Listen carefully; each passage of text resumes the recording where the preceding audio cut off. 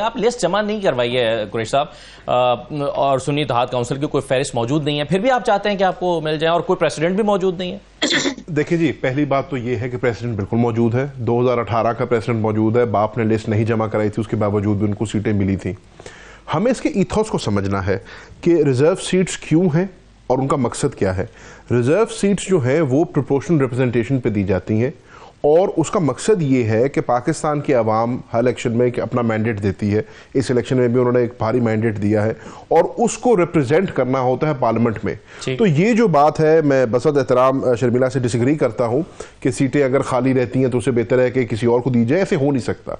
ہر جماعت نے ووٹ لیا ہے، پیپلز پارٹی نے اپنا ووٹ لیا ہے، مسلم لیگ نے اپنا لیا ہے، تحریک انصاف نے اپنا لیا، دیگر جماعتوں نے لیا ہے۔ جو ہمیں پاکستان کے عوام نے ووٹ دیا ہے اس کی proportional representation in reserve seats پہ قومی اسمبلی میں ہونی چاہیے۔ اب اصولاً طور پہ ہمارا موقف یہ ہے کہ کیونکہ پاکستان کے عوام نے ہمیں ایک بھاری اکثریت دی ہے، ہمیں 90 ہمارے ایم این اے ابھی موجود ہیں، ہم سمجھتے ہیں 182 ایم این اے تھے، ہمارے پر ڈاکہ ڈلا ہے، 90 میں کم ہو گیا، اب ایک کم ہوتا جا رہا ہے۔ یہی تو بدقسمتی ہے، روز ایک آدھا کم ہو جاتا ہے۔ اب یہ دیکھیں جو صاحبزادہ صاحب نے بات کی، بڑی اہم بات آپ کو آپ سو کے اٹھے پوچھے آپ کتنے رہ گئے ہیں، روز ہمیں چیک کرنا چاہیے۔ صاحبزادہ صاحب نے بڑی اہم بات کی ہے کہ ایک مذاق ہو رہا ہے پاکستان کے عوام کے ساتھ۔ ایک شخص ہے، وہ گزٹ نوٹیفائڈ ہے، وہ قومی اسمبلی میں موجود ہے، اسمبلی کارڈ بنا کر اپنا سارا کام کر کے وہ اسمبلی میں آیا ہوا ہے، وہ حلف برداری کی تقریب میں حصہ لے رہا ہے، پیچھے اس کے جو ہے ریکاؤنٹ ہو رہا ہے اور ریکاؤنٹ کے بعد جو ہے اس کو ہرایا جا رہا ہے، دوسرے شخص کو بنایا جا رہا ہے۔ اسی طریقے سے رانا فراز نون صاحب کے ساتھ یہ ہوا، کانجو صاحب والی سیٹ پہ، دیگر سیٹوں پہ ایسے ہو رہا ہے۔ تو یہ ایک بہت بڑا سوالیہ نشان اٹھا رہا ہے الیکشن کمیشن کے اوپر۔ ہم بھی الیکشن کمیشن میں گئے ہوئے ہیں، آپ کے علم میں ہے میری بہن ملتان سے الیکشن لڑی ہے، ہم اس سیٹ پہ بھی گئے ہوئے ہیں اور ہمارا بنیادی نقطہ اس میں یہ تھا کہ ایز پر فارم 45 ہمارے پاس تمام فارم 45 موجود ہیں، ہم یہ الیکشن جیتے ہوئے ہیں۔ اب اس ہمارا کیس تو بڑا منفرد ہے، اس کے اندر جو ریجیکٹڈ ووٹ ہے وہ 16,500 ہے اور جو فرق ہے وہ صرف 6,000 ہے۔ چکوال میں کیانی صاحب کے ہمسائے میں ایک حلقے میں 24,500 بھی بالکل ایسے ہیں۔ تو اب بات آ جاتی ہے ہاؤس کمپلیٹ ہونے پہ، جو شرمیلا نے بات کی، میں یہ شرمیلا کی بات سے اگری کرتا ہوں، ہاؤس کمپلیٹ ہونا چاہیے۔ یہ دیکھیں کل صبح انشاءاللہ آپ سپیکر ڈپٹی سپیکر کا انتخاب کریں گے، منڈے کو انشاءاللہ آپ وزیر اعظم پاکستان کا انتخاب کریں گے۔ اصول یہ تھا یا اچھا ایسا ہوتا کہ ہاؤس کمپلیٹ ہو جاتا۔ پنجاب میں آپ نے جو الیکشن کرائے ہیں وہ کمپلیٹ ہاؤس میں نہیں کرائے، خیبر پختونخوا میں بھی ایسا ہی رول ہر کسی کے لیے برابر ہے۔ میرا یہ ذاتی موقف یہ ہے کہ اور صدر پاکستان کا بھی موقف اس سے ملتا جلتا تھا کہ ریزرو سیٹس کا فیصلہ پہلے ہو جانا چاہیے، اجلاس بعد میں بلانا چاہیے تاکہ کمپلیٹ ہاؤس جو ہے جو کہ ٹرولی ریپرزینٹیڈ ہے بہتر ہوتا وہ فیصلہ کہ ہاؤس کمپلیٹ ہوتا اور پھر انتخاب ہوتا۔ اگر ایک جماعت جس کے پاس 0 سیٹس ہیں، اگر اس کی 2-4 سیٹیں بھی ہوتی تو بات سمجھ میں آتی تھی، 0 سیٹس والی پارٹی کیسے کلیم کر سکتی ہے کہ ان کو ریزرو سیٹس ملیں؟ اصل دیکھیں یہاں پہ ایشو جماعت نے کانٹیسٹ کیا ہے 0 سیٹس ہیں یا نہیں ہے، یہ نہیں ہے ایشو۔ یہاں پہ یہ ہے کہ کیا اس جماعت نے اپنی ریزرو سیٹس کی لسٹ دی بھی تھی یا نہیں دی تھی۔ بات وہی والی ہوگی جو ہم پہلے ابھی آف ایئر کر رہے تھے کہ اگر 0 سیٹ اگر 20 سیٹیں ہیں، شرمیلا نے خود کہا، اور ان میں 10 ایڈ ہو جائیں تو 30 کے اوپر ہی ان کو ملیں گی۔ تو اسی طریقے سے اگر 0 سیٹس ہوں گے اس میں 90 ایڈ ہو جائیں تو 90 سیٹوں کے اوپر ہی ہمیں ملنی چاہیے۔ اب ایشو آ جاتا ہے کہ کیا ہم نے ریزرو سیٹس کی لسٹ دی بھی تھی یا نہیں دی بھی تھی۔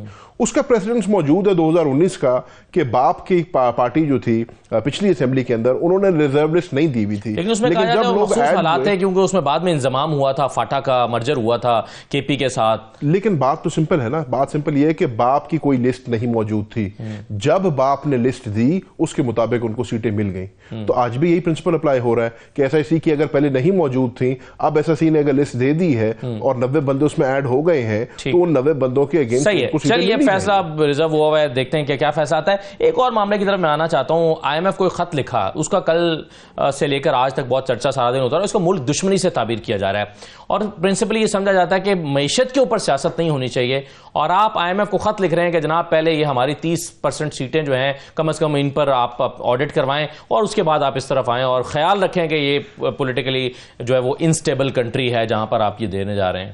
قطعاً یہ بات نہیں ہوئی۔ بڑی بدقسمتی ہمارا ملک کی یہ پڑھنے لکھنے کا ہمیں شوق نہیں ہے۔ پہلے جب تک خط نہیں آیا تھا تو اس کے اوپر ایک واویلا مچایا جا رہا تھا کہ یہ ملک دشمنی ہوگی، ملک دشمنی ہوگی۔ اب خط بھی آ گیا، منظر عام پہ بھی آ گیا، لوگوں نے پڑھ بھی لیا، یقیناً آپ نے بھی اس کا مطالعہ کیا ہوگا۔ خط کا جو پہلا پیراگراف ہے اس میں بڑے واضح طور پہ لکھا ہے کہ پاکستان تحریک انصاف کسی بھی طریقے سے نہ IMF پروگرام کے خلاف ہے، پاکستان تحریک انصاف نہ کسی بھی طریقے سے اس میں کوئی رخنہ اندازی کرنا چاہتی ہے، نہ ہم سمجھتے ہیں کہ پاکستان کو پروگرام میں نہیں جانا چاہیے، ہم کسی قسم کی رکاوٹ نہیں ڈالنا چاہتے۔ لیکن جو کرکس ہے، آپ پہلے پیراگراف کو چھوڑ کے باقی پیراگرافز بھی دیکھیں نا، جو کرکس ہے وہ میں آپ کو کرکس ہی بتا رہا ہوں۔ کرکس میں ہم کیا کہہ رہے ہیں؟ ہم یہ کہہ رہے ہیں کہ یہ 23rd IMF پروگرام تھا پاکستان کا، اس پروگرام کے اندر اور IMF کے چارٹر کے اندر یہ واضح طور پہ لکھا ہے کہ IMF will ensure or will try and get free and fair elections in the country۔ Pakistan Tehreek Insaf کا ماننا یہ ہے کہ 8 فروری کو ہونے والے جو الیکشن تھے وہ نہ فری تھے نہ فیئر تھے، اور یہ ہمارا ایک بڑا جینوئن خدشہ ہے جس کے اوپر ہم الیکشن کمیشن میں بھی گئے ہوئے ہیں اور وقت آنے پر ہائی کورٹ اور سپریم کورٹ میں بھی جائیں گے۔ ہم کیا کہہ رہے ہیں؟ ہم یہ کہہ رہے ہیں، اچھا یہ بھی ہم قطر نہیں کہہ رہے کہ ان کو مداخلت کرنی چاہیے یا ان کو انویسٹیگیشن کرنی چاہیے، ہم کہہ رہے ہیں پاکستان میں ادارے موجود ہیں، فیفن کا ادارہ موجود ہے، دیگر ادارے موجود ہیں جو اس کا فورینزک آڈٹ کر سکتے ہیں۔ سمجھنے کی بات اس میں یہ ہے کہ آپ کا یہ جو 23rd IMF پروگرام ہے یہ مارچ میں ختم ہو رہا ہے اور آپ نے اگلا پروگرام اپریل میں شروع کرنا ہے، 3 ہفتے کا پیریڈ ہے جو آپ کا نیگوسیشن پیریڈ ہوتا ہے۔ ہم یہ کہہ رہے ہیں کہ ہمارے نزدیک 2 ہفتوں میں فورینزک آڈٹ ہو سکتا ہے اور ان 2 ہفتوں میں یہ آڈٹ ہو جانا چاہیے۔ اس سے کیا ہوگا؟ 3 چیزیں ہوں گی۔ پہلی چیز یہ ہوگی IMF کی اپنی شک پوری ہو جائے گی، دوسری چیز یہ ہوگی کہ پاکستان تحریک انصاف کے خدشات دور ہو جائیں گے، اور تیسری چیز یہ ہوگی کہ پاکستان کی عوام کا پاکستان کے اداروں میں اعتماد بحال ہو جائے گا۔ اور اگر یہ نہ ہو تو پھر IMF کو کیا کرنا چاہیے؟ IMF نے کچھ نہیں کرنا، IMF نے تو اپنا پروگرام نیگوشیٹ کرنا ہے، یہ ہم نے کرنا ہے، ہم نے کہنا دنیا کو یہ دکھانا ہے، یہ ہمارا ماننا ہے۔ پرائم منسٹر آف پاکستان کو تو نہیں لکھا نا، یہ خط تو IMF کو لکھا گیا ہے۔ ہم تو ہر اس فورم پہ جا رہے ہیں جہاں ہمیں لگتا ہے ہمیں کوئی رسائی مل سکتی ہے، ہم الیکشن کمیشن میں بھی گئے ہوئے ہیں، ہم کورٹوں میں بھی گئے ہوئے ہیں، ہم ٹریبیونلز میں بھی جائیں گے۔ ہمارا یہ ماننا ہے کہ اس ملک میں کبھی بھی اکنامک سٹیبلٹی نہیں آ سکتی جب تک پولیٹیکل سٹیبلٹی نہیں ہوگی۔ پولیٹیکل سٹیبلٹی کی ضرورت ہے کہ جو مینڈیٹ چرایا گیا ہے وہ مینڈیٹ بحال ہونا چاہیے۔ ٹھیک ہے، بالکل صحیح ہے، ٹھیک ہے۔ تو زین قریشی صاحب، 2 وزارتیں تو جب ان کے پاس 6 سیٹیں تھیں تب بھی ملی ہوئی تھیں آپ کی حکومت میں، 6 سیٹوں پر 2 وزارتیں دے دی تھی آپ نے، تو اب 4 تو بنتی ہیں۔ جی بالکل بنتی ہیں، جیسے شربینہ فرما رہی ہیں، یہ تو اب گیو اینڈ ٹیک ہونی ہے نون لیگ اور ان کے اندر۔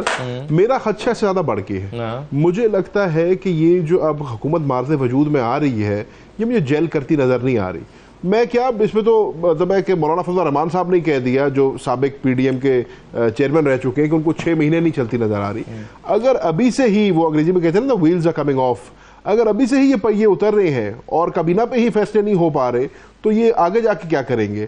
یہ بھی میں آپ کو آج کہہ دوں، پاکستان پیپلز پارٹی نے تو اپنی طرف سے بڑی عقل مندی کا فیصلہ کیا ہے اور ابھی کابینہ میں جانے کا فیصلہ نہیں کیا، لیکن آپ دیکھیں گے کہ جیسے بجٹ قریب آئے گا یا بجٹ کے فوری بعد ان کو بھی کابینہ میں آنا پڑے گا، ان کو بھی ان کا حصہ دینا پڑے گا۔ تو یہ ان کا جو کابینہ کے پورٹ فولیوز کا مسئلہ ہے یہ آگے ابھی اور یہ رہتا ہے۔ آپ کے ممبرز جیت کر آئے ہیں اتنے تو کم از کم کابینہ میں ہونے چاہیے۔ ان کی عادت ہے، یہ مسلم لیگ نون تو بڑی کابینہ بناتی ہے، ان کی ہمیشہ کابینہ بہت بڑی، PDM کی بھی 90 کو ٹچ کر رہی تھی پچھلے 16 مہینے کی حکومت، تو ان کا یہ تو روایت ہے۔